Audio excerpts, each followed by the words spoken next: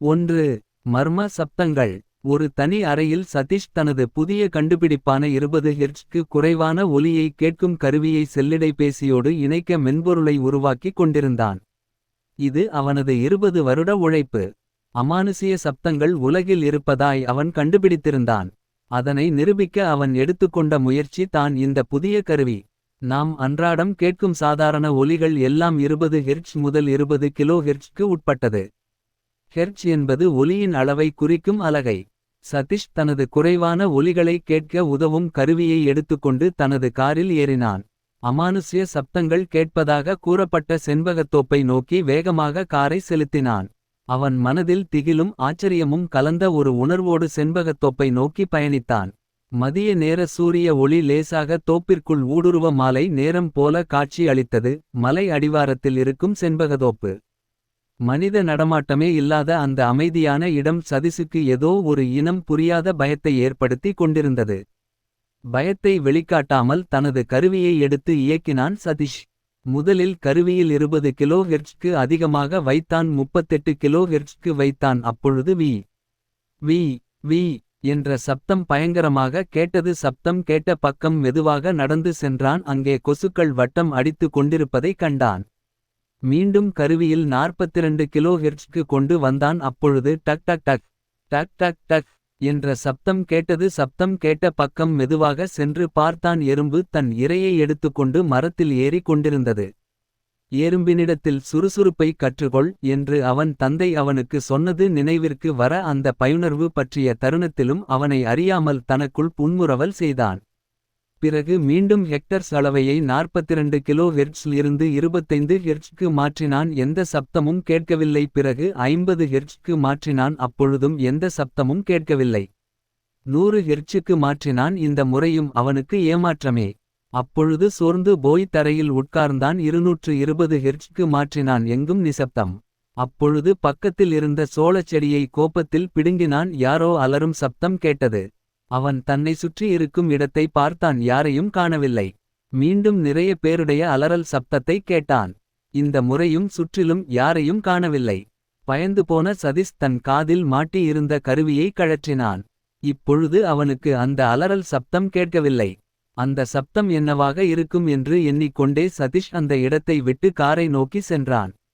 அப்பொழுது அந்த தோப்பின் காவல்காரர் அங்கே நடந்து வந்து கொண்டிருந்தார். அவரை கண்டதும் அவரிடம் மெதுவாக பேச்சு கொடுத்தான் சதீஷ். அண்ணே, இங்க காட்ல அலரும் சப்தம் கேட்டு இருக்கீங்களா எனக் கேட்டான். அவன் சொன்னதை கேட்டதும் தோப்பு காவலாளிக்கு முகம் வியர்க்கத் தொடங்கியது. தம்பி, அது நீயும் அந்த சப்தத்த கேட்டியாப்பா என்றார் ஒரு வித பயத்தோடு. ஆமாம் என்று மெதுவாக தலையை அசைத்தான் சதீஷ். கொஞ்ச நேரம் அமைதிக்கு பிறகு சதீஷ் மீண்டும் காவல்காரரிடம் பேச்சை கொடுத்தான். அண்ணே, அது என்ன சப்தம் என்றான். தம்பி, அது வந்து கொஞ்ச நாளைக்கு முன்னாடி காட்டுக்கு வேலைக்கு வந்த பொம்பளைங்க இந்த ஆத்தங்கரையில குளிக்கும் போது காட்டாத்து வெள்ளம் திடீர்னு வந்துடுச்சு. அப்போ அந்த பொம்பளைங்க அலறல் சத்தம் கேட்டு அங்க ஓடி போய் பார்த்தேன். ஆத்தில் தண்ணி பயங்கரமா வந்துடுச்சு. அவங்கள காப்பாத்த நான் முயற்சி பண்ணியும் அவங்கள காப்பாத்த முடியல.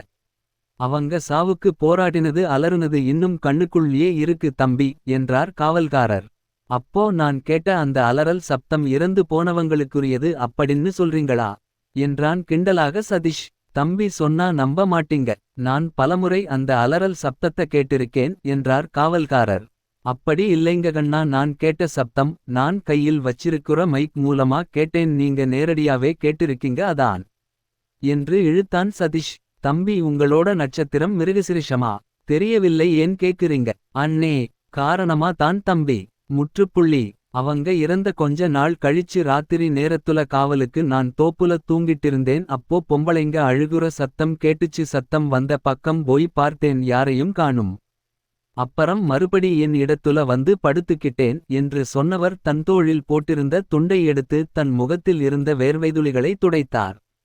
பின்னர் மீண்டும் விவரிக்க ஆரம்பித்தார். கொஞ்ச நேரம் கழிச்சு என் பெயர சொல்லி கூப்பிடுற மாதிரி சத்தம் கேட்டுச்சு. கைல வச்சிருந்த டார்ச் லைட்ட சப்தம் வந்த பக்கம் அடிச்சு பார்த்தேன். அங்க ஒரு பொண்ணு அழுதுகிட்டே நின்னுச்சு. அந்த பொண்ணு ஆத்து வெள்ளத்துல செத்துப்போன பொண்ணு என்று மௌனமானார். இதை கேட்டதும் சதீஷுக்கு தன் கைகளில் யாரோ வருடுவது போல உணர்ந்து கைகளை பார்த்தான். கைகளில் இருக்கும் முடி நட்டு வைத்தது போல நின்று கொண்டிருந்தது. முற்றுப்புள்ளி முற்றுப்புள்ளி முற்றுப்புள்ளி முற்றுப்புள்ளி முற்றுப்புள்ளி. அதுனால நான் இருந்த இடத்த விட்டு எங்கேயும் போகல, இங்கேயே நின்னுக்கிட்டேன் என்று அவர் சொல்லும்போதே அவரின் உடல்கள் நடுங்க ஆரம்பித்தது.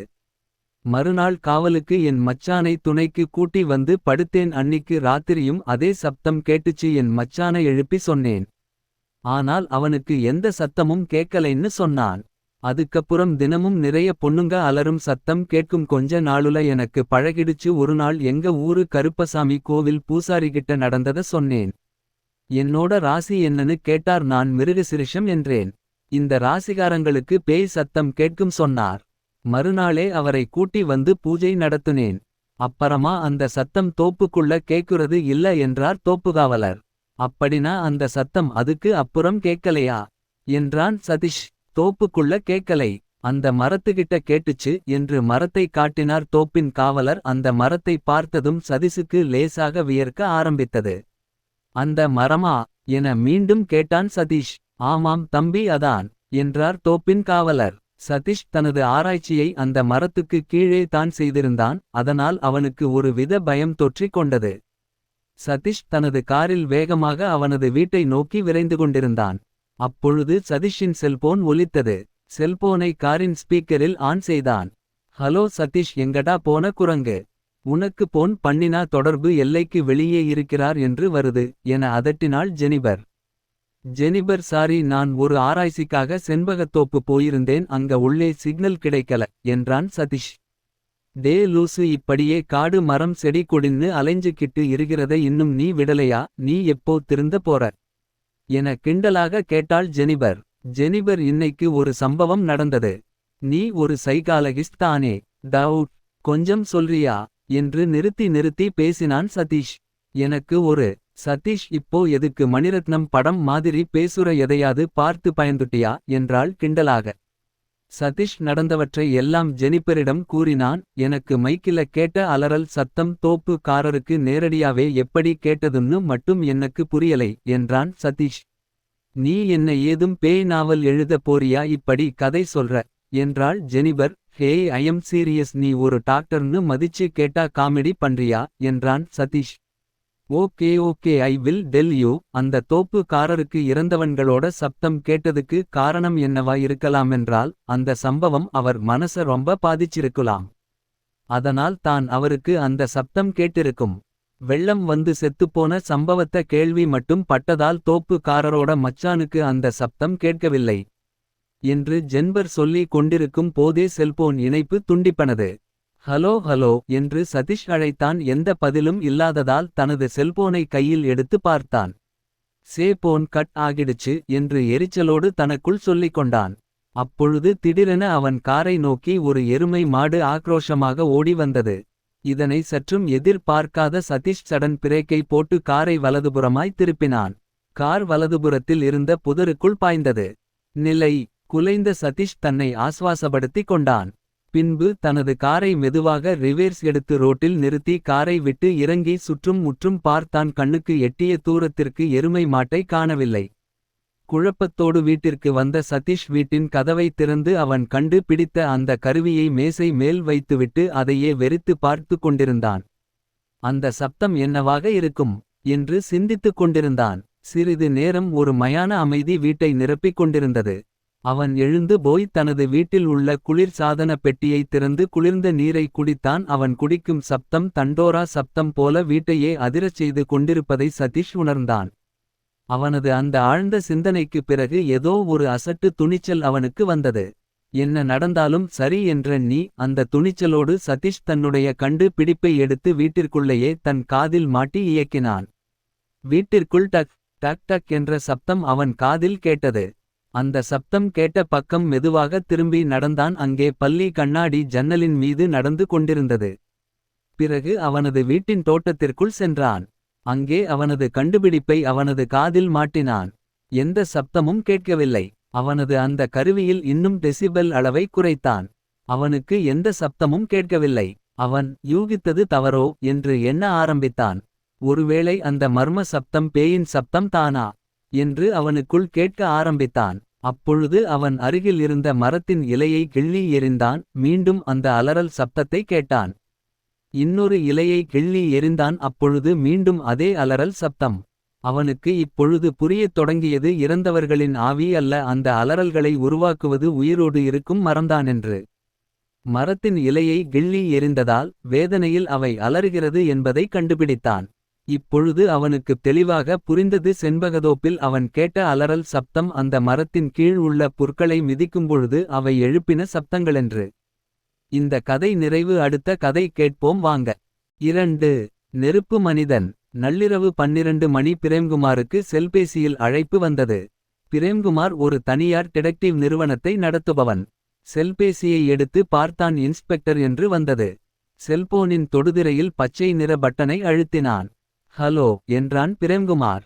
Hello Prem, sorry Parthi disturbance, கொஞ்சம் அவசரமா ரேஸ் கோர்ஸ் வர முடியுமா என்றார் இன்ஸ்பெக்டர் சேதுராமன். ரேஸ் கோர்ஸ்க்கு இந்நேரம் எப்படி வர்றது சார் என்றான் பிரேம்குமார். அந்த கவலை உங்களுக்கு எதுக்கு, நான் உங்க வீட்டுக்கு வெளியில ஜீப்பில் தான் வெயிட் பண்றேன் என்றார் சிரித்தவாறே Sethuraman. Okay sir, wait a minute, நான் இதோ வரேன் என்று தன்னுடைய சட்டையை போட்டு வேகமாக கிளம்பினான் பிரேம். ஜீப்பில் இருவரும் ரேஸ் கோர்ஸ் நோக்கி விரைந்து கொண்டிருந்தனர். தெருவே வெறிச்சோடி இருந்தது. இப்படி பிரியா இந்த ரோடை பார்க்கவே முடியாதுல என்றான் பிரேம். இன்ஸ்பெக்டர் ஏதும் பேசாமல் அமைதியாக எதையோ சிந்தித்து கொண்டு வாகனத்தை வேகமாக ஓட்டுவதில் கவனத்தை செலுத்தினார். வேகமாக ஓடிய வாகனம் ஒரு ஆடம்பர வீட்டிற்கு முன் நின்றது. வீட்டின் காம்பவுண்ட் சுவரே ஒரு மிக பெரிய பணக்காரரின் வீடு என்று காட்டிக் கொடுத்தது.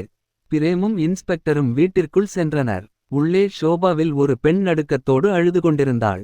சார் என்று சல்யூட் அடித்தார் கான்ஸ்டபிள் கந்தசாமி. எங்கய்யா என்றார். அந்த ரூம் சார் என்று கையை காட்டினார் கந்தசாமி.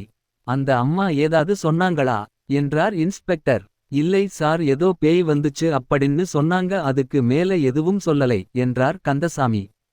பேயா, என்னையா சொல்லுற என்றார் இன்ஸ்பெக்டர். ஆமா சார் என்றார் கந்தசாமி. அப்பொழுது பிரேம் கொலை நடந்த அறைக்குள் சென்றான். அங்கே ஒரு உடல் தலையில் துப்பாக்கியால் சுட்டு தரையில் இரத்த வெள்ளத்தில் கிடந்தது. அந்த ரூமின் சுவர் முழுவதும் நட்சத்திர குறியீடுகள் வரையப்பட்டிருந்தது. சுவரின் நடுவில் ஒரு 6 அடி படம் மாட்டப்பட்டிருந்தது. அந்த படத்தில் ஒரு சிம்மாசனத்தில் ஆட்டு தலையுடைய மனிதன் அமர்ந்திருப்பதைப் போன்ற படத்தை பார்த்தான். சார், உங்கள இன்ஸ்பெக்டர் கூப்பிடுறார் என்றார் கந்தசாமி. அப்பொழுது கேமரா மேன் தலை சிதறிய நிலையில் இருந்த உடலை புகைப்படம் எடுத்தார். ஏட்டையா ஃபார் எழுதுங்க என்றார் இன்ஸ்பெக்டர். அப்பொழுது அந்த பெண் சம்பவத்தை கூற ஆரம்பித்தார். சார், இன்னைக்கு நைட் காலை 11 மணி இருக்கும், யாரோ காலிங் பெல்ல அழுத்தினாங்க, யாருன்னு பார்க்க என் கணவர் போனாரு. போனவர் திடீர்னு கத்திக்கிட்டு ஓடி வந்தார். அப்போ உடம்பெல்லாம் நெருப்பு எரிஞ்சுக்கிட்டு ஒரு உருவம் என கண்ணில் பயத்தோடு உடலில் நடுக்கத்தோடு அமைதியானார். சிறிது நேரம் பேசவே இல்லை. ஏட்டைய அந்த தண்ணி பாட்டிலை கொடுங்க என்றார் இன்ஸ்பெக்டர். அந்த பெண் அதை வாங்கி பாட்டில் முழுவதும் குடித்து முடித்தாள். பிறகு மீண்டும் சிறிது நேரம் கழித்து விவரிக்க ஆரம்பித்தார். அந்த உருவத்துக்கிட்ட என் கணவர் என்ன விட்டுடுன்னு கதறினார். பிறகு அந்த உருவம் என்னை முறைச்சு பார்த்தது. பயத்துல எனக்கு உடம்பையே அசைக்க முடியல. அப்புறமா அந்த அறைக்குள்ள போன என் கணவர் என்ன மன்னிசிடுமா என கூறி தனது கை துப்பாக்கியால் தன்னை சுட்டு தற்கொலை செய்து கொண்டார். அதை பார்த்ததும் நான் மயங்கிட்டேன் என பதட்டத்தோடு அந்த பெண்மணி வாக்குமூலம் கொடுத்தார். இதை கேட்ட ஏட்டையவிற்கு முகமெல்லாம் வேர்த்து போனது. பிரேமும் இன்ஸ்பெக்டரும் ஒருவரை ஒருவர் பார்த்து கொண்டனர். பிரேம், நீங்க ஏதாவது கேட்க விரும்புறீங்களா என்றார் இன்ஸ்பெக்டர். இல்லை என்று தலையை வலதுபுறமும் இடது புறமும் அசைத்தான் பிரேம். வீட்டிற்கு சென்ற பிரேம்குமார் காலையில் தனது மடிகணினியில் இன்டர்நெட்டில் நெருப்பு மனிதன் என்று வலைப்பக்கத்தில் தேடிக்கொண்டிருந்தான். அப்பொழுது காலிங் பெல் அடிக்கும் சத்தம் கேட்டது. வீட்டிற்கு வெளியே இன்ஸ்பெக்டர் நின்று கொண்டிருந்தார். சார், உள்ளே வாங்க. சாரிடு டிஸ்டர்ப் யூ பிரேம், மறுபடியும் அதே மாதிரி இன்னொரு சம்பவம் நடந்திருக்கு. எப்போ, எங்கே பதட்டமாக. இன்னைக்கு விடிய காலில 4 மணிக்கு டேபிள் டென்னிஸ் கோர்ட்ல டாக்டர் மில்டன் தன்னோட பேக்கில் இருந்த சிசரியன் பண்ற கத்தியால கழுத்தில் குத்தி தற்கொலை பண்ணி இருக்கார். Any witness? Yes, watchman. அந்த வாட்ச்மேன் என்ன சொன்னாரு? அந்த லேடி சொன்ன சேம் ஸ்டோரி என தன் கைகளை உயர்த்தி சோம்பல் முறித்தார் இன்ஸ்பெக்டர். செக்யூரிட்டி கேமராவில் செக் பண்ணுனீங்களா என்றான் பிரேம் தலையை சுரிந்தவாறு. எஸ், பட் அந்த உருவம் வந்த நேரத்துல மட்டும் சர்விலன்ஸ் கேமரா ஒர்க் பண்ணலை என்றார் இன்ஸ்பெக்டர் வியப்பாக. நெருப்பு மனுஷனுக்கு கொஞ்சம் ஹேக்கிங் தெரியும் போல என்றான் பிரேம் சிரித்துக்கொண்டே. Okay Prem know where to start. From the rich woman. 2 நாட்களுக்கு பிறகு பிரேம்குமாரும் இன்ஸ்பெக்டரும் ரேஸ் கோர்ஸில் உள்ள வீட்டிற்கு சென்றனர். வீட்டின் வெளி கேட் உள்பக்கமாக பூட்டி இருந்தது. தனது வாகனத்தில் ஒலியை எழுப்பினார் இன்ஸ்பெக்டர். அப்பொழுது உள்ளிருந்து வாட்ச்மேன் ஓடி வந்தான். ஆர்டி உயரம் கட்டுமஸ்தான உடம்பு பார்ப்பதற்கு ஜிம் பாய் போல இருந்தான். வணக்கம் சார் என்றான் வாட்ச்மேன். யாரியா நீ 2 நாளைக்கு முன்னாடி உன்னை பார்க்கலையே. சார் நான் இன்னைக்கு தான் வேலைக்கு வந்திருக்கேன். அதுக்குள்ள உன்னை எப்படியா வேலைக்கு அமர்த்தினாங்க. சார் நான் மேடத்தோட அண்ணன் கம்பெனி வாட்ச்மேனா இருந்தேன். மேடத்தோட அண்ணன் தான் என்னை இங்க வேலைக்கு அமர்த்தினாரு. ஓஹோ, மேடம் இருக்காங்களா? நாங்க அவங்களை பார்க்கணும். இருக்காங்க சார் என கேட்டை திறந்தான் வாட்ச்மேன். பிரேமும் இன்ஸ்பெக்டரும் வீட்டிற்குள் சென்றனர். அங்கே ஹாலில் அந்த பெண்மணி அமர்ந்திருந்தார். சொல்லுங்க இன்ஸ்பெக்டர். மேடம் உங்க கணவர் சூசைட் சம்பந்தாம கொஞ்சம் என்கொயரி பண்ணணும். ஓ கேளுங்க. உங்க கணவர் இறந்த மாதிரியே உங்க பேமிலி டாக்டர் மில்டனும் சூசைட் பண்ணி இறந்துட்டார். Did you know that madam? Yes I know that. மன்னிக்கவும் இன்ஸ்பெக்டர் நான் கொஞ்சம் பேசலாமா என்று இருவரின் உரையாடலை இடைமறித்தான் பிரேம். சரி என்று கூறி தலை அசைத்தார் இன்ஸ்பெக்டர். மேடம் உங்க கிட்ட ஒரே ஒரு கேள்வி தான் கேட்கணும். உங்க கணவர் தற்கொலை செய்து கொண்ட ரூமுக்குள் போயிருக்கீங்களா? போயிருக்கேன். அந்த ரூம் செவுத்துல மாட்டியிருக்கிற ஒரு ஆள் உயரத்துக்கு இருக்கிற போட்டோ பத்தி சொல்லுங்க. அது ஜஸ்ட் ஆர். அதுக்கும் என்னோட கணவர் தற்கொலைக்கும் என்ன சம்பந்தம் என்று கூறினாள் கோபமாக. பிரேம் வாட் இஸ் திஸ் என்றார் இன்ஸ்பெக்டர். கொஞ்சம் பொறுமையா இருங்க சார் என்று கூறிவிட்டு சொல்லுங்க மேடம் அந்த அறையில் மாட்டியிருக்கிற ஆள் உயர படம் ஜஸ்ட் நாட் ஆர். உண்மைய சொல்லுங்க மேடம் அப்போதான் கொலையாளிய கண்டு பிடிக்க முடியும் என்றான் பிரேம். கொலையாளியா என்றார் இன்ஸ்பெக்டர். எஸ் கொலையாளி என்றான் பிரேம் மர்ம புன்னகையோடு. சொல்லுங்க மேடம் உங்களுக்கும் சாத்தன் சேவா சபைக்கும் என்ன சம்பந்தம் என்றான் பிரேம். பிரேம் இப்படி கேட்டதும் அவளின் முகமெல்லாம் வியர்த்து கொட்டியது. சொல்லுங்க மேடம் நீங்க சாத்தான் சபைல மெம்பரா அல்லது எதுவும் முக்கிய பொறுப்பில் இருக்கீங்களா என்றான் பிரேம். அவள் எதுவும் பேசாமல் மௌனமாக இருந்தாள். சில நிமிடங்கள் அந்த அறையே மௌனத்தால் நிரம்பியிருந்தது. தொண்டையை கரகரத்து மௌனத்தை கலைத்தார் இன்ஸ்பெக்டர். சார் என்னோட கணவர் பெரிய தப்பு பண்ணிட்டார். பணக்காரனா ஆகணும் அப்படின்னு ஆசைப்பட்டு அந்த சடங்க பண்ணுனார். அந்த சடங்கு பாதியிலேயே நிறுத்தினதால் சாத்தன் ஜைனியை அனுப்பி என் கணவரை என்று கூறும்போதே அவள் பயத்தில் நடுங்கி குரல் நடுங்க ஆரம்பித்தது. ஜைனியா அப்படினா என்ன என்றான் இன்ஸ்பெக்டர். ஜைனி என்பது நெருப்பால் படைக்கப்பட்ட ஒரு படைப்பு. மனுஷனுக்கு முன்பு கடவுளால் படைக்கப்பட்டது. மனுஷன படைத்த பிறகு கடவுளுக்கு எதிரா மாறுன சாத்தானோடு சேர்ந்து சாத்தானின் வேலையாட்களாக மாறிடுச்சு அப்படின்னு இஸ்லாமியர்கள் நம்புறாங்க என்றான் பிரேம். இப்படிலாம் இருக்குதா என்று கண்கள் வெளியே வரும் அளவிற்கான ஆச்சரியத்தில் விழித்தார் இன்ஸ்பெக்டர். ஓகே மேடம் அது என்ன சடங்கு? ஏன் பயப்படுறீங்க என்றார் இன்ஸ்பெக்டர் ஆர்வம் தாளாமல். உண்மையை சொன்னதால என்னையும் சாத்தான் விட மாட்டார். கண்டிப்பா நானும் செத்துடுவேன் என்று பயத்தில் நடுங்கினாள். பயப்படாதீங்க மேடம் என்றான் பிரேம். அவள் எதுவும் பேசாமல் மௌனமாக இருந்தாள். கண்ணில் பயத்தோடும் பதட்டத்தோடும் இருந்தாள். அதற்கு மேல் அவளிடம் பிரேம் எதுவும் கேட்கவில்லை. பிரேமும் இன்ஸ்பெக்டோரும் அவர்களுடைய வாகனத்தில் பயணிக்கத் தொடங்கினர். அப்பொழுது பிரேம் அது என்ன சாத்தான் சேவா சபை என்றார் இன்ஸ்பெக்டர். சார் உங்களுக்கு டாக்டர் ஜெனிபர் தெரியுமா என்றான் பிரேம். எஸ் ஜென்பர் மனநல நிபுணர் அவங்க தானே என்றார் இன்ஸ்பெக்டர் தலை சொரிந்தவாறே. எஸ் அவங்களே தான். அவங்கள் கிட்ட 3 மாதத்துக்கு முன்னாடி ஒரு பொண்ண கவுன்சிலிங் கூட்டிட்டு வந்தாங்க. அந்த பொண்ணு தன்னை சாத்தான் தினமும் பலாத்காரம் செய்றதாகவும் அதனால் தன்னால நிம்மதியா வாழ முடியவில்லை அப்படின்னு சொல்லியிருக்குது என்று நிறுத்தினான் பிரேம். தென் என்று கேட்டார் இன்ஸ்பெக்டர். அந்த பொண்ணோட ட்ரீட்மெண்ட்டுக்காக இந்த சாத்தான் சபை பத்தி விசாரிக்க சொன்னாங்க. நான் விசாரணைய ஆரம்பிக்கிறதுக்கு முன்னாடியே அந்த பொண்ணு தற்கொலை பண்ணிக்கிட்டாள் என்று கூறியவாறே தன் செல்போனை எடுத்து ஜெனிபரை அழைத்தான். Hello detective, how are you? What's up என்று எதிர்முனையில் ஜெனிபர் கேட்டாள். நான் உங்களை உடனே பார்க்கணும். ஆர் யூ ப்ரீ நோவ் என்று கேட்டான் பிரேம். எஸ் நான் ப்ரீ தான் பார்க்கலாம். ஓகே 10 நிமிஷத்துல நான் அங்க இருப்பேன் என்று இணைப்பை துண்டித்தான் பிரேம். இன்ஸ்பெக்டர் வாகனத்தை ஜெனிபரின் மனநல மருத்துவமனைக்கு ஓட்டிச் சென்றார். 10 நிமிடங்களில் மருத்துவமனையை அடைந்தனர். பிரேம் இப்போ இங்க எதுக்கு கூட்டிட்டு வந்தீங்க என்றார் இன்ஸ்பெக்டர். சார் அந்த பொண்ணோட ட்ரீட்மெண்ட் அப்போ பேசுனத ஜெனிபர் வீடியோ பண்ணி வச்சிருக்காங்க. அந்த வீடியோவை பார்த்த நம்மோளோட கேசுக்கு லீட் கிடைக்கும் அப்படின்னு நம்புறேன். என்று கூறியவரே மருத்துவமனை வரவேற்பாளரிடம் சென்றான். ஹாய் என்று புன்னகைதான். சார் வாங்க, உங்களுக்காக தான் மேடம் வெயிட் பண்றாங்க என்றாள் வரவேற்பாளினி. தேங்க்யூ என்று அவளிடம் கூறிவிட்டு இன்ஸ்பெக்டரிடம் சால்வி சார் என்றான். யா என்றார் இன்ஸ்பெக்டர். இருவரும் ஜெனிபரின் அறைக்குள் சென்றனர். வாங்க டிடெக்டிவ். என்ன விஷயம் என்றாள் ஜெனிபர். ஒரு கேஸ் விஷயமா வந்தோம், உங்களோட ஹெல்ப் வேண்டும் என்றான் பிரேம். என்னோட ஹெல்ப்பா? நான் என்ன பண்ணனும், குற்றவாளியை விசாரிக்கணுமா என்றாள் சிரித்தவாறே. அதெல்லாம் வேண்டாம், உங்களுக்கு எதுக்கு சிரமம், நாங்க பாத்துகிறோம். எனக்கு நீங்க 3 மாதத்துக்கு முன்னாடி சாத்தன் சேவா சபைலியால பாதிக்கப்பட்ட பொண்ண பத்தி சொன்னீங்கள் இல்லையா என்று இழுத்தான் பிரேம். எஸ், அந்த பொண்ணு பாவம் தற்கொலை செஞ்சுகிட்டா.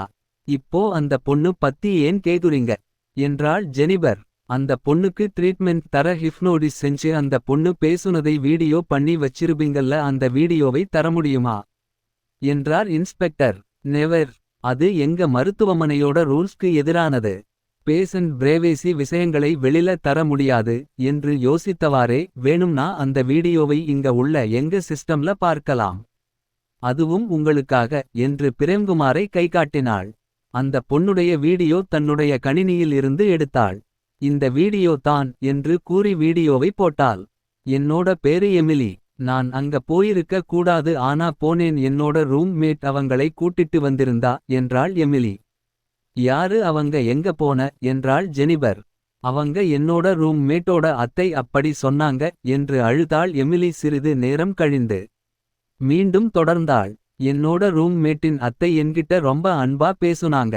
நானும் அவங்களோட அன்பான வார்த்தைகளில் மயங்கி போனேன் என்று நிறுத்தினாள். அவங்க உன்னை என்ன பண்ணினாங்க? அவங்க பேசுன விஷயம் எனக்கு ரொம்ப ஆச்சரியமா இருந்தது. என்ன சொன்னாங்க? தனக்கு ஆவியுலக அனுபவம் இருப்பதாக சொன்னாங்க. ஆவியுலகம் அற்புதமானது அப்படின்னு சொன்னாங்க. அவங்களோட பேக்ல இருந்து சில புத்தகங்களை வாசிக்க கொடுத்தாங்க. இதுல இன்னும் நிறைய அற்புதமான விஷயங்கள் இருக்குன்னு சொன்னாங்க. நானும் அரவம் அதிகமானதால அந்த புத்தகங்களை தினமும் படிக்க ஆரம்பிச்சேன் என்று மீண்டும் அழுதாள். சொல்லுங்க எமிலி, அப்புறம் என்ன ஆச்சு? என்னோட தோழி, அவியுலகத்துல பல அற்புதங்கள் இருக்குது. வானத்தில் பறக்கலாம், கடலில் நடக்கலாம், எதிர்காலத்துல நடக்க போறதை தெரிஞ்சுக்கலாம் அப்படின்னு நிறைய சொன்ன. கேட்கும்போதே ஆர்வம் அதிகமா ஆனது. அவளோட இந்த விஷயத்தை நேர்ல பார்க்க என் கூட என் அத்தை வீட்டிற்கு வரசொன்னாள். நானும் இதை நேர்ல பார்க்க அவளோட அத்தை வீட்டிற்கு அந்த வாரம் சனிக்கிழமையே போனேன். சிறிது நேரம் மௌனமாக இருந்தாள். பின்னர் அங்கு நடந்த சம்பவத்தை மீண்டும் விவரிக்க ஆரம்பித்தாள்.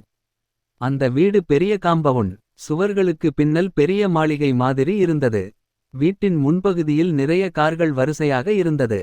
அதன் பின்னர் வீட்டின் ஹாலில் பெரிய சோபா. அங்க தான் என்னை உட்கார சொல்லி ஜூஸ் கொடுத்தாங்க. அங்கே நிறைய காலேஜ் பசங்க பொண்ணுங்க இருந்தாங்க. பார்க்கவே பணக்காரர் போல இருக்கிற வயசான ஆளுங்களும் இருந்தாங்க. எல்லாரும் என்னை இதுக்கு முன்னாடியே தெரிஞ்சவங்க மாதிரி ரொம்ப அன்பா பேசுனாங்க.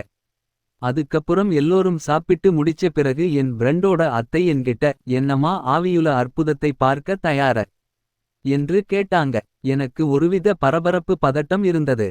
அப்போது ஒரு கருப்பு நிற உடை அணிந்த ஒருவர் வீட்டோட மாடியில் இருந்து இறங்கி வந்து ஒரு ரூமுக்குள்ள போனார்.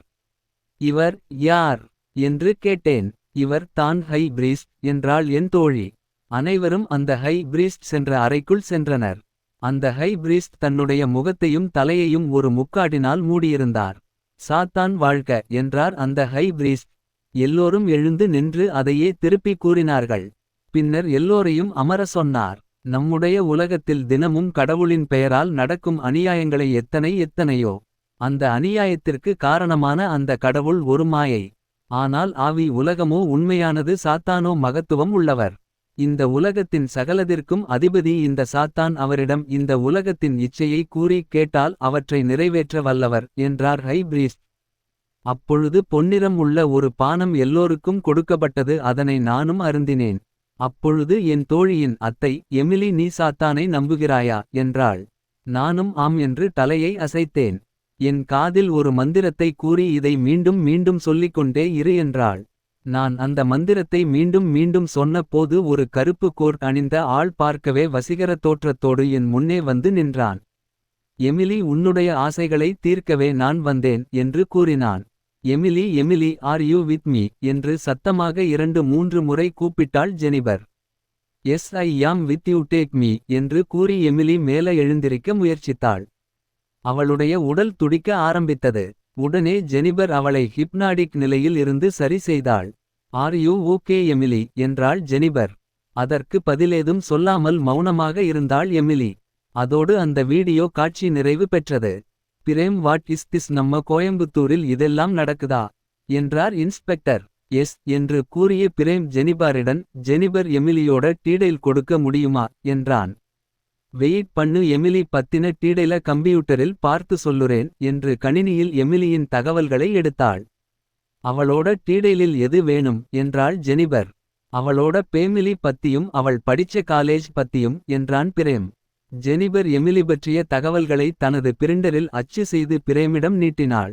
ஜெனிபர், இதுக்கு அப்புறம் அந்த பொண்ணுகிட்ட நீங்க எதுவும் கேட்டீங்களா? ஐ மீன் அந்த சாத்தான் சபை எங்கிருக்குன்னு என்றார் இன்ஸ்பெக்டர். ஏதோ ரேஸ் கோர்ஸ் பக்கம் இருக்கிறதா சொன்ன என்றாள் ஜெனிபர்.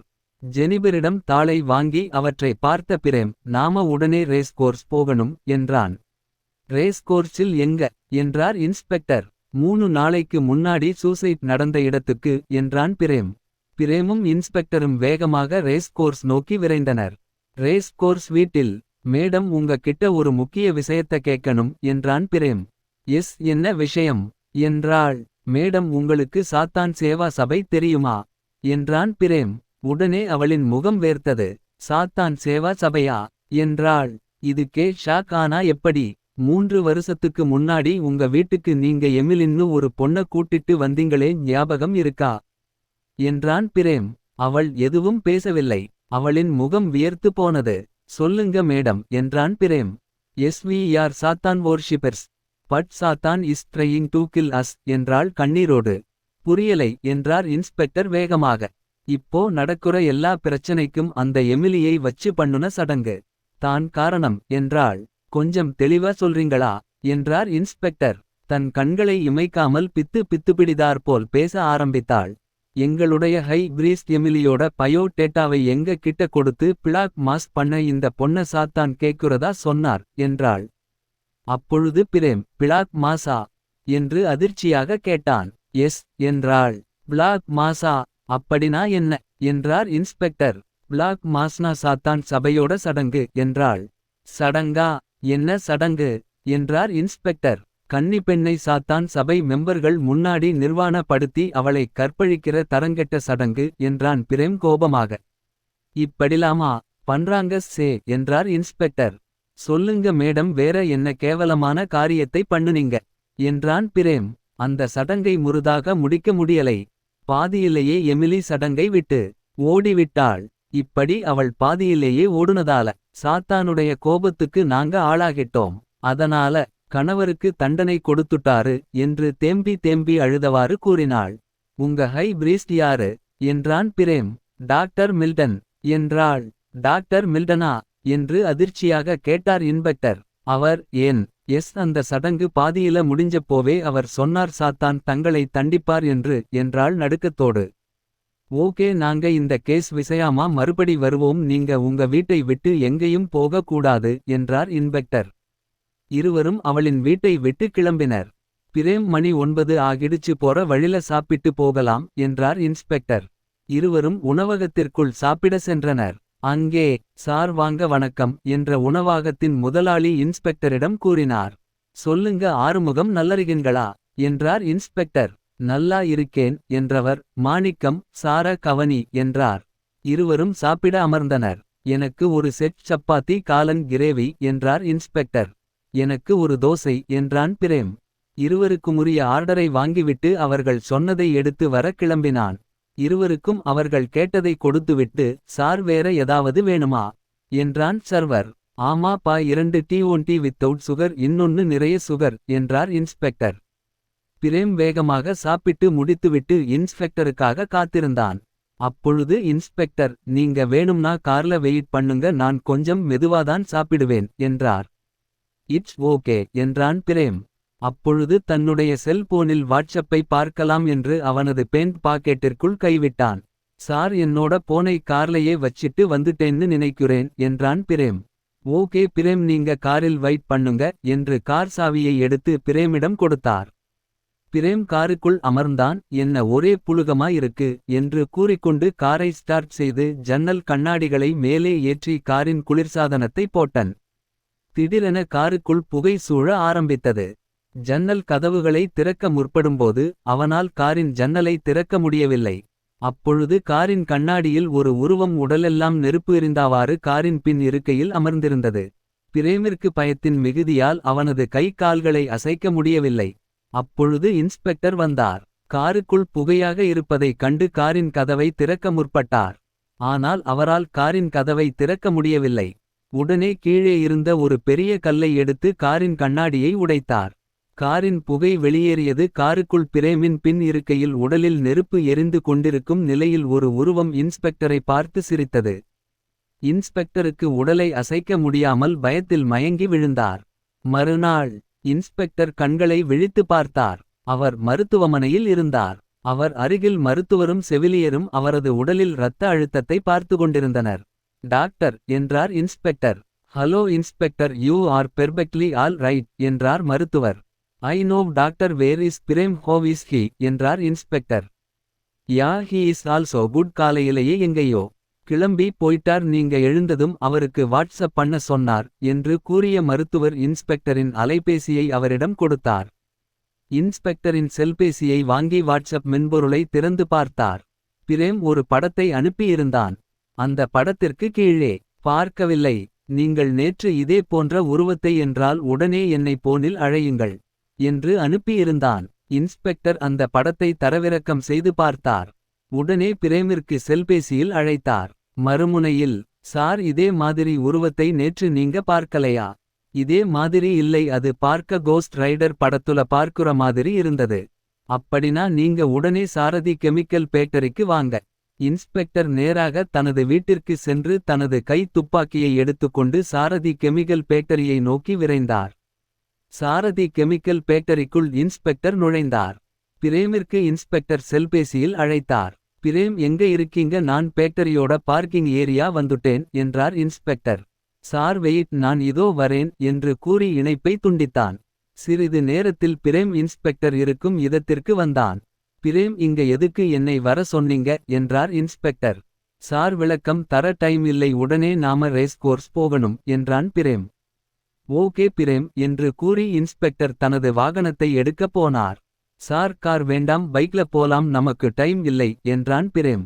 இன்ஸ்பெக்டர் தனது அலைபேசியை எடுத்து, யோ வெயிட், என்னோட வண்டியை சாரதி கெமிக்கல் ஃபேக்டரில நிறுத்தி இருக்கேன், டிரைவரை அனுப்பி வண்டியை ஸ்டேஷன் எடுத்து போக சொல்லு, நான் அவசரமா ஒரு இடத்துக்கு போறேன் என்று கூறி பிரேமின் இருசக்கர வாகனத்தில் ஏறினார். பிரேம் மிக வேகமாக ரேஸ் கோர்ஸ் நோக்கி விரைந்தான். ரேஸ் கோர்ஸ் வீட்டின் வாசலை அடைந்தனர். கேட் கதவு திறந்தே இருந்தது. பிரேமும் இன்ஸ்பெக்டரும் இருசக்கர வாகனத்தோடு உள்ளே நுழைந்தனர். மேடம் மேடம் என்று வாசலில் சத்தமாக கூப்பிட்டார் இன்ஸ்பெக்டர். சில நிமிடங்கள் சென்ற பிறகு அவள் வந்தாள். உள்ளே வாங்க இன்ஸ்பெக்டர் என்றாள். மேடம், அந்த வாட்ச்மேன் எங்க என்றார் இன்ஸ்பெக்டர். அவன் ஒழுங்கா வேலைக்கு வரதில்லை, அதான் அவனை நேத்திகோடா வேலைய விட்டு நிறுத்திட்டேன் என்றாள். வீட்டில் நீங்க மட்டும் தனியவா இருக்கீங்க என்றான் பிரேம். இல்லை, இன்னைக்கு என்னோட பிரதர் வந்திருக்கார் என்றாள். ஓஹோ என்றான் பிரேம். ஓகே மேடம், உங்க பிரதர் எங்க என்றார் இன்ஸ்பெக்டர். அப்பொழுது பிரேம் இன்ஸ்பெக்டர் காதில், சார் அந்த ஆள் எதற்கு? வாங்க நாம போகலாம் என்றான். அப்பொழுது அவளின் அண்ணன் மாடியில் இருந்து இறங்கி வந்தார். என்ன இன்ஸ்பெக்டர், கொலைகாரன பிடிக்காம இங்கேயே சுத்திக்கிட்டு இருக்கீங்க என்றார். கொலைகாரனா? உங்களுக்கு எப்படி அது கொலைகாரன்னு தெரியும் என்றார் இன்ஸ்பெக்டர். நீங்க தானே சொன்னீங்க கொலைகாரன்னு என்றார் பிரேமை பார்த்து. பிரேம் எதுவும் பேசவில்லை, அமைதியாக இருந்தான். மிஸ்டர் பிரேம், சிலர் சில விஷயங்களை கேட்டு நம்புவாங்க, சிலர் பார்த்த நம்புவாங்க, நீங்க ஆதாரம் இருந்த நம்புவீங்க என்று கூறி மர்ம புன்னகை செய்தார். என்ன அண்ணா பொடி வச்சு பேசுறீங்க என்றாள் அவள். இல்லை மா, நேராதான் பேசுறேன், ஜின்கள் உண்மையானவை, அவைகள் சாத்தானின் கைகூலிகள். மந்திரங்களும் உண்டு, மாயங்களும் உண்டு, நீங்கள் அதை ஏற்க மறுக்குறீங்க என்றார். அப்பொழுது திடீரென மின்வெட்டு ஏற்பட்டது. எம்மா, இன்வேட்டார் ஆட்டோ ஆன் ஆகாதா என்றார். அப்பொழுது தனது கையில் இருந்த செல்பேசியில் இருக்கும் பிளாஷ் லைட்டை போட்டன் பிரேம். பிரேம் அங்க பாருங்க என்று வீட்டுக்குள் இருக்கும் மாடிக்கு அருகே இருந்த அறையை கையை நீட்டினார். அந்த ரூம்ல என்ன சார் என்றான் பிரேம். யாரோ ஏதோ உள்ளே இருக்குது என்றார் இன்ஸ்பெக்டர். உடனே பிரேம் அவனது செல்பேசியின் ஒளியில் அந்த அறையை நோக்கி நடந்தான். அவனோடு தனது கைதுப்பாக்கியை எடுத்துக்கொண்டு இன்ஸ்பெக்டரும் பின்தொடர்ந்தார். திடீரென வீடு முழுவதும் புகை சூழ ஆரம்பித்தது. அத்தருணத்தில் ஐயோ அது வந்திடுச்சு ஆரம்பித்தாள். மறுபடியும் வந்திடுச்சு என்று அவள் பயத்தில் அலற. மேடம் பயப்படதீங்க என்று இன்ஸ்பெக்டர் அவளை திரும்பி பார்த்து கூறிவிட்டு மறுபடியும் அந்த அறையை நோக்கி நடந்தார். அப்பொழுது இன்ஸ்பெக்டரின் முகத்திற்கு பக்கத்தில் கண்களில் சிவப்பு நிறத்தோடு முகமெல்லாம் விகாரமாக உடலெல்லாம் நெருப்பு எரியும் ஒரு கருப்பு உருவம் அவரை முறைத்து பார்த்து கொண்டிருந்தது. முற்றுப்புள்ளி. இன்ஸ்பெக்டர் பிரேமை. பயத்தில் இன்ஸ்பெக்டர் கை கால் அசைக்க முடியவில்லை. பிரே கூப்பிட தன் வாயை திறக்க முற்பட்டார். அவரால் சத்தம் எழுப்ப முடியவில்லை. அந்த பயங்கர உருவம் இன்ஸ்பெக்டரை பார்த்து மர்ம புன்னகை செய்துவிட்டு அவளை நோக்கி நகர்ந்தது. அவளின் அருகே அந்த உருவம் சென்றது. அப்பொழுது பிரேம் அந்த உருவத்தின் காலில் சுட்டான். உடனே அந்த உருவம் புகைக்குள் மாயமாக மறைந்தது. அப்பொழுது வீட்டிற்குள் மின் இணைப்பு வந்தது. எல்லா விளக்குகளும் எரிந்தது. அவள் அதிர்ச்சியில் தரையில் மயங்கி கிடந்தாள். நீங்க தான் பவர் ஆன் பண்ணுனீங்களா என்றான் பிரேம் அவளின் அண்ணனிடம். ஆமா பிரேம் என்றார் அவர். தரையில் மயங்கி கிடக்கும் அவளை தண்ணீர் தெளித்து எழுப்ப முயற்சித்தார் அவளின் அண்ணன். இன்ஸ்பெக்டர் என்று பின்னால் திரும்பி பார்த்தான். இன்ஸ்பெக்டர் உடல் அசைவில்லாமல் நின்று கொண்டிருந்தார். சார் என்று இன்ஸ்பெக்டரை உலுக்கினான். பிரேம் அந்த உருவத்தை ரொம்ப க்ளோஸ்ல பார்த்தேன் என்றார் இன்ஸ்பெக்டர். இட்ஸ் ஓகே பயப்படதீங்க என்று அவரை ஆஸ்வாசப்படுத்தினான். பிரேம் அந்த உருவத்தை சுடும்போது அது நின்ற இடத்தை பார்த்தான். அங்கே ரத்தம் இருந்தது. அந்த ரத்தம் வீடு முழுவதும் அங்கே சிந்தி இருந்தது. அந்த ரத்தத்தை பின்தொடர்ந்தான் பிரேம். அது வீட்டுக்கு வெளியே இருக்கும் வாட்ச்மேனின் அறை வரை தொடர்ந்தது. வாட்ச்மேனின் அறையை நோக்கி நடந்தான். அப்பொழுது உருமல் சத்தத்தோடு ஒரு சுமோ கார் அவனை நோக்கி வந்தது. அவன் வேகமாக விலக அந்த வாகனம் வீட்டின் கேட்டை இடித்து உடைத்துவிட்டு சென்றது. காரை பார்த்தான். ஓட்டுநர் இருக்கையில் யாருமே இல்லை. பிரேம் வேகமாக ஓடி சென்று அவனது இருசக்கர வாகனத்தை எடுத்துக்கொண்டு அந்த சுமோ வாகனத்தை பின்தொடர்ந்தான். வாகனம் வேகமாக சென்று ஆத்துப்பாலத்தின் மேலிருந்து விழுந்தது. அப்பொழுது இன்ஸ்பெக்டர் ஆத்துப்பாலத்திற்கு பிரேமை பின்தொடர்ந்து வந்தடைந்தார். பிரேம் என்ன ஆச்சு என்றார் inspector. Sir that car has Balan into river என்றான் பிரேம். காரை யார் ஓட்டிட்டு வந்தது என்றார். நோ ஒன் என்றான் பிரேம். அப்பொழுது இன்ஸ்பெக்டர் தனது வாகனத்தில் இருந்த வால்கிடாக்கியை எடுத்து பேச ஆரம்பித்தார். ஹலோ கண்ட்ரோல் ரூம், நான் இன்ஸ்பெக்டர் சேதுராமன். இங்க ஆத்துப்பாலத்தில் ஒரு கார் விழுந்துருச்சு, அதை உடனே வெளியே எடுக்கணும். ஐ ரிப்பீட், ஆத்துப்பாலத்தில் ஒரு கார் விழுந்துருச்சு, அதை உடனே வெளியே எடுக்கணும் என்றார்.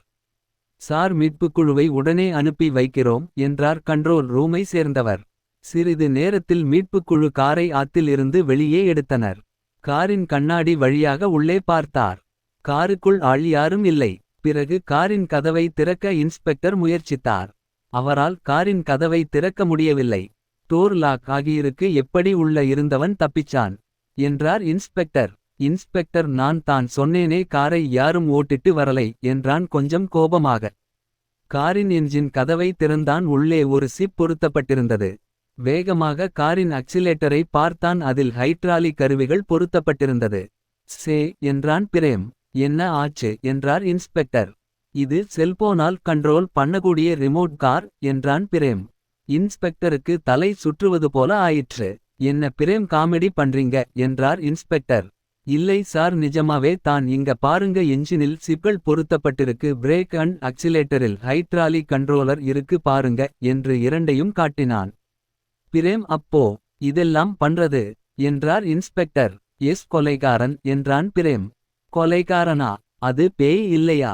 நீங்களும் பார்த்தீங்களே என்றார் இன்ஸ்பெக்டர். எஸ், அது நெருப்பு பேய் இல்லை, நெருப்பு எரியுற மாதிரி நமக்கு தெரிஞ்ச மனுஷன் என்றான் பிரேம்.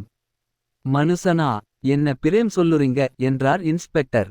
உங்களுக்கு நான் வாட்ஸ்அப்பில் ஒரு படத்தை அனுப்புனேன் இல்லையா என்றான் பிரேம். எஸ் என்றார் இன்ஸ்பெக்டர். அந்த படம் நான் பார்த்த உருவம். பட் நீங்க அந்த உருவத்தை பார்க்கல இல்லையா என்றான் பிரேம். ஆமா, நான் கோஸ்ட் ரைடர் படத்துல வர உருவத்தை பார்த்தேன் என்றார் இன்ஸ்பெக்டர். எஸ் ஏனா நெருப்பு எரியுற உறவம் அப்படின்னு அந்த அம்மா வாக்குமூலம் தந்தப்ப நீங்க கோஸ்ட் ரைடர் படத்துல வர உருவத்தை கற்பனை பண்ணுனீங்க. நான் ஜின் படத்துல வர உருவத்தை கற்பனை பண்ணினேன் என்றான் பிரேம். புரியல அதுக்கும் இதுக்கும் என்ன சம்பந்தம் என்றார் இன்ஸ்பெக்டர். சம்பந்தம் இருக்கு என்று மர்ம புன்னைகதுவிட்டு மீண்டும் தொடர்ந்தான். நாம அந்த நெருப்பு எரியுற மாதிரியான உருவத்தை பார்த்த ஒரு புகை வந்ததில்லையா என்றான் பிரேம். எஸ் எஸ் எஸ் என்றார் இன்ஸ்பெக்டர் ஆர்வமாக. அந்த புகையில் கார்போஜன் கலந்திருந்தது என்றான் பிரேம். கார்போஜன்னா அப்படினா என்றார் இன்ஸ்பெக்டர். கார்போஜன்கிறது 10 விழுக்காடு கார்பன் டை ஆக்சைடு 90 விழுக்காடு ஆக்சிசன் வாயுக்களின் கலவை. இந்த பர்சன்டேஜ் லெவலின் அளவை மாத்துறதை பொறுத்து பயம் பயங்கர உருவங்கள் தெரியும் என்று நிறுத்தினான் பிரேம். பட் நமக்கு ஒரே மாதிரி நெருப்பு எரியுற உருவம் தெரிஞ்சது எப்படி என்றார் இன்ஸ்பெக்டர். நான் முன்னமே சொன்ன மாதிரி அந்த அம்மா சொன்ன தகவல்களை அடிப்படையா வச்சு நம்ம மூளை ஒரு கற்பனை உருவத்தை பதிவு பண்ணிக்கிட்டது.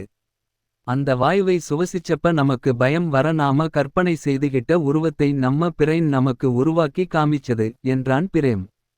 அப்போ அங்க ஒரு ஆளே அங்க வரலையா என்றார் இன்ஸ்பெக்டர். வந்தான். அவன் கேஸ் முகமூடி மாட்டியிருந்தான் என்று கூறி தனது சட்டை பையில் இருந்த பேனாவை தன் கையில் எடுத்து இது பாக்கெட் கேமரா இதை செல்போனில் கனெக்ட் பண்ணி வீடியோவை பார்க்கலாம் என்று பேனாவை எடுத்து தனது செல்பேசியில் இணைத்தான். இன்ஸ்பெக்டர் அந்த வீடியோ காட்சியை பார்த்தார். புகைக்கு நடுவே இருந்த உருவம் மின்னும் ஆடையும் முகத்தில் புகை புகாத முகமூடியும் அணிந்திருந்தான். பிரேம் இவனை எப்படி கண்டு பிடிக்கிறது என்றார். இவனை கண்டு பிடிச்சாச்சு அந்த வீட்ல வேலை செஞ்ச வாட்ச்மேன் தான் என்றான் பிரேம். அவனா என ஆச்சரியமடைந்தார். எஸ் அவனே தான் இப்போ நமக்கு தேவை அவன் ஏன் இதை செஞ்சான் என்பதற்கான பதில் என்றான் பிரேம். அவன் தான்னு எப்படி உறுதியா சொல்றீங்க என்றான் பிரேம். அவன் ஒருத்தனுக்கு தான் அந்த வீட்ல உள்ள எல்லா விஷயமும் தெரியும் அதோட முக்கிய எவிடன்ஸே அந்த கெமிக்கல் பேக்டரில கிடைச்ச தகவல் தான் என்றான் புன்னகைத்தவாறே பிரேம். கெமிக்கல் பேக்டரில என்ன தகவல் என்று ஆச்சரியமாக கேட்டார் இன்ஸ்பெக்டர். அந்த புகை சுவாசித்ததால் நமக்கு ஒருவேளை அந்த உருவம் தெரிஞ்சிருக்குமா அப்படிங்கிற ஆங்கிள்ல கேட்பதற்கு பேக்டரில எனக்கு தெரிஞ்ச இன்ஜினியர்கிட்ட கேட்க போனேன் அவர்தான் இந்த கர்போஜன் பத்தி சொன்னார். அங்க அந்த டிபார்ட்மெண்டில் உள்ளவங்களோட போட்டோ காமிக்க சொன்னேன். அதுல அந்த வாட்ச்மேன் போட்டோ இருந்தது என்று முடித்தான் பிரேம். சே கையில் கிடைச்சும் அவனை விட்டுட்டோமே என்றார் இன்ஸ்பெக்டர். அப்பொழுது இன்ஸ்பெக்டரின் செல்பேசி ஒலித்தது. ஹலோ என்று செல்பேசியை எடுத்து காதில் வைத்தார். ஹலோ இன்ஸ்பெக்டர் நான் யாருன்னு நீங்க இந்நேரம் கண்டுபிடிச்சிருப்பீங்க அந்த அம்மாவோட அண்ணனை நானே கொலை பண்ணிட்டேன் அவங்க வீட்ல தான் இருக்கேன் என்னை வந்து கைது பண்ணிக்கோங்க என்று செல்பேசியின் இணைப்பை துண்டித்தான் வாட்ச்மேன். பிரேம் அந்த அம்மாவோட அண்ணனை கொன்னுட்டானம் என்றார் இன்ஸ்பெக்டர். எந்த அம்மா ரேஸ் கோர்ஸ் என்றான் பிரேம்.